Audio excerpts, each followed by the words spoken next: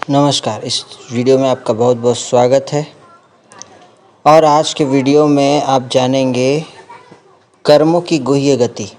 आइए एक छोटी सी कहानी के माध्यम से जानते हैं। एक राजा की 3 लड़कियां थीं। वह तीनों की बहुत लाड प्यार से पालना करता था। धीरे धीरे तीनों लड़कियां बड़ी हो गईं। एक दिन भोजन करते समय राजा ने तीनों से पूछा कि आप किसके भाग्य का खा रही हो? किसके द्वारा आपको यह भाग्य, वैभव आदि प्राप्त हो रहा है? प्रथम और द्वितीय लड़की ने कहा कि ये सब प्राप्तियां हमें आपके आधार पर ही हो रही है, लेकिन तीसरी लड़की ने उत्तर नहीं दिया।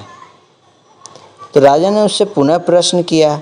तब उसने कहा कि मैं अपने भाग्य का खा रही हूँ। मेरे भाग्य में जो सुख, संतोष, वैभव आदि हैं, उन्हें ही मैं भोग रही हूँ।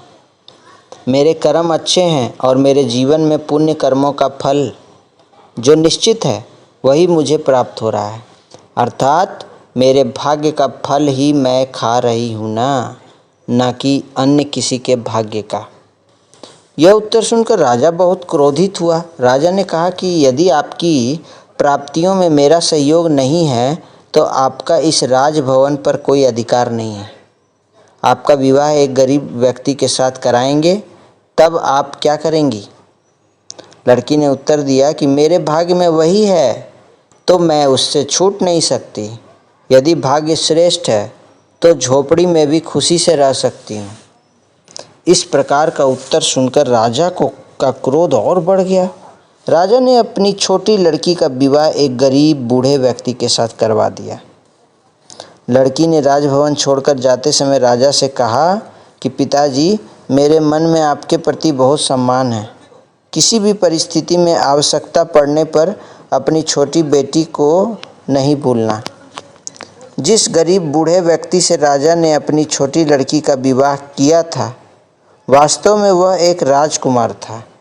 वह बहुत अच्छे व्यक्तित्व का धनी एवं धैर्यवान व्यक्ति था, परंतु शापग्रस्त होने के कारण गरीब और बूढ़ा हो गया था। कुछ समय बाद राजभवन में राजा का स्वास्थ्य बिगड़ना प्रारंभ हुआ। चिकित्सकों ने जंगल से एक बूटी ले आने की सलाह दी।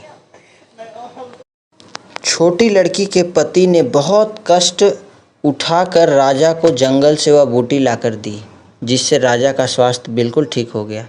छोटी लड़की का पति श्राप से मुक्त हो गया एवं राजा बनकर पुनः राजाई करने लगा तथा छोटी लड़की रानी बन गई।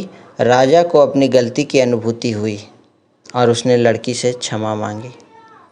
तो इस कहानी से क्या सीख मिला हमें? आध्यात्मिक भाव इस कहानी का यही है कि प्रत्येक व्यक्ति को अपने कर्मों का फल दुख व सुख के रूप में भोगना ही पड़ता है। इससे कोई भी छूट नहीं सकता।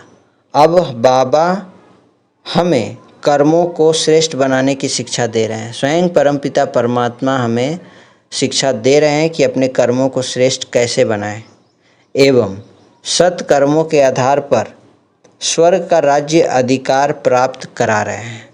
तो आप भी अपने ब्रह्मा कुमारी सेंटर, नज़दीकी ब्रह्मा कुमारी सेंटर पर ज़रूर जाएं, जहां स्वयं परमपिता परमात्मा आकर हम बच्चों को गुरु बनकर पढ़ा रहे हैं और सत्कर्मों के आधार पर स्वर्ग का राज्य अधिकार प्राप्त करा रहे हैं। कर्मों को श्रेष्ठ बनाने की शिक्षा दे रहे हैं। ओम शांति। फिर से मिलते हैं नए वीडियो में। तब तक के लिए धन्यवाद।